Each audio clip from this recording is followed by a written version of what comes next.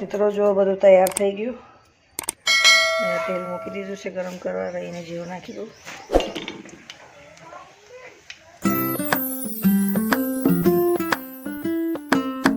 જય શ્રી કૃષ્ણ, રાધે રાધે, જય દ્વારકાધીશ, હર હર મહાદેવ. મિત્રો સ્વાગત છે તમારું મારા નવા બ્લોગમાં. મિત્રો સવારના 10 વાગી ગયા છે. તમે બધાને ગુડ મોર્નિંગ. ને કેમ છો તમે બધા? બધા મજામાં રહો. દ્વારકાધીશ બધાને સારા સારા રાખીને મસ્ત રાખીએ. તો મિત્રો સવારે વહેલી ઉઠી ગઈ, નાહી ધોઈને એકદમ ફ્રેશ થઈ ગઈ. ઘરમાં પૂજા બી કરી લીધી, પાણી ભરી લીધું, કપડાં બપડા બધું ધોઈને સૂકવી દીધા, વાસણ પાણી બધું થઈ ગયું. તો મિત્રો જમવાનું બનાવવાનું છે. તો વિડીયો સારો લાગે તો લાઈક કરજો, શેર કરજો. અને મિત્રો તમે બધા એને 26મી જાન્યુઆરીની શુભકામનાએ.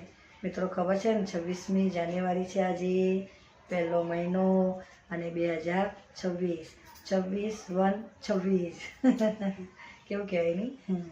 તો ચાલો મિત્રો વિડીયોમાં બન્યા રહેજો. વિડીયો સારો લાગે તો લાઈક કરજો, શેર કરજો. મિત્રો હવે જમવાનું બી બનાવવાનું છે.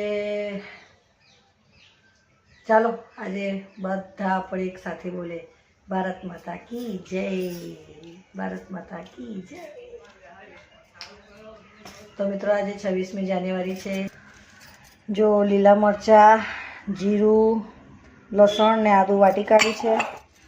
આ બે ડુંગળી સમારવાની છે. હજુ આ બટાકા અને રીંગણ. તો મિત્રો આજે રીંગણ બટાકાનું શાક બનાવવાનું છે. મસાલો વાટી કાઢ્યો છે. તો ચાલો વિડીયોમાં બન્યા રહેજો. મિત્રો જો બધું તૈયાર થઈ ગયું. અહીંયા તેલ મૂકી દીધું છે ગરમ કરવા. રહીને જીરું નાખી દઉં.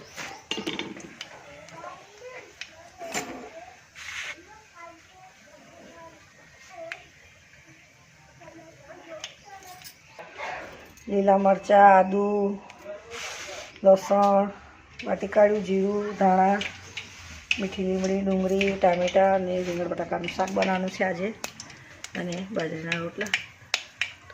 ચાલો હવે નાખી દઉં ડુંગળી અંદર.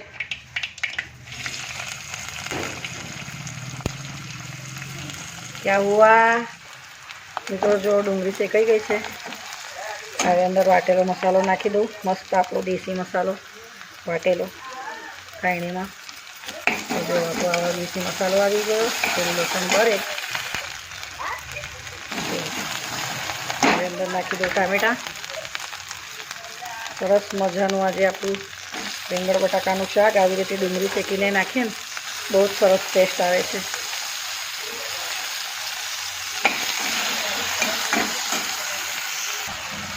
જો મિત્રો તેલ છૂટું પડ્યું છે. હવે નાખી દઉં અંદર લાલ મરચું,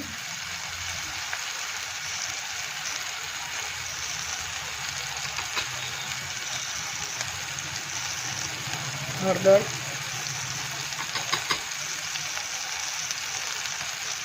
જીરા પાવડર,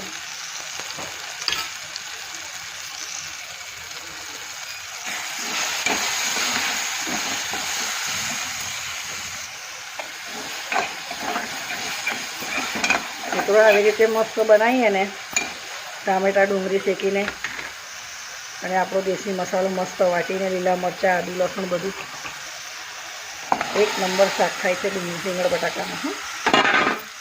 ચાલો હવે મસ્ત બધું ફેરવી દઈએ, 2-3 સીટી વગાડી લઈએ. શાક થઈ જાય પછી રોટલા બનાવી દઈએ બાજરીના. તો જો કલર કેવો મસ્ત લાગે છે. મીઠું નાખી દઉં હવે.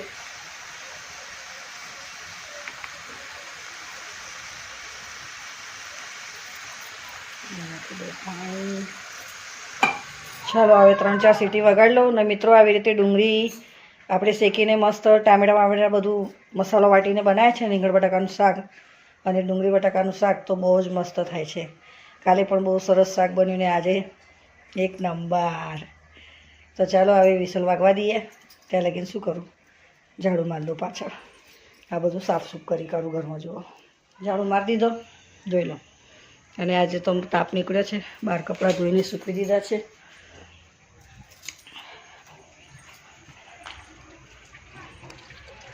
આસો તાપ છે ને પવન થોડો ઓછો છે.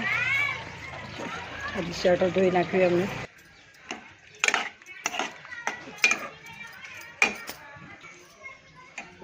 જો મિત્રો સરસ મજાનું રીંગણ બટાકાનું શાક તૈયાર થઈ ગયું. મસ્ત થોડું લચકતું રસાવાળું બાજરીના રોટલા જોડે ખાવાની ખૂબ જ મજા આવે. અને આવી રીતે ડુંગળી ટામેટું શેકીએ ને દેશી મસાલો વાટીને તો મજા આવે. ચાલો આપણે ઉપરથી નાખી દઈએ આપણે ધાણા.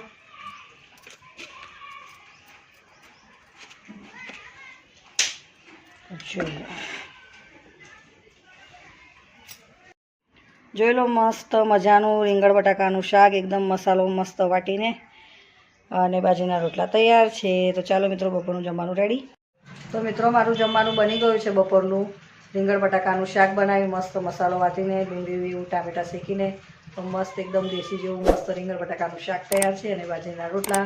તો ચાલો મિત્રો આજ માટે આટલું જ. ચેનલ પર નવા તો સબસ્ક્રાઈબ કરજો, વિડીયો સારા લાગે તો લાઈક કરજો, શેર કરજો. તો મળે નવા બ્લોગમાં. જય શ્રી કૃષ્ણ, રાધે રાધે, જય દ્વારકાધીશ, હર હર મહાદેવ, બાય બધાય.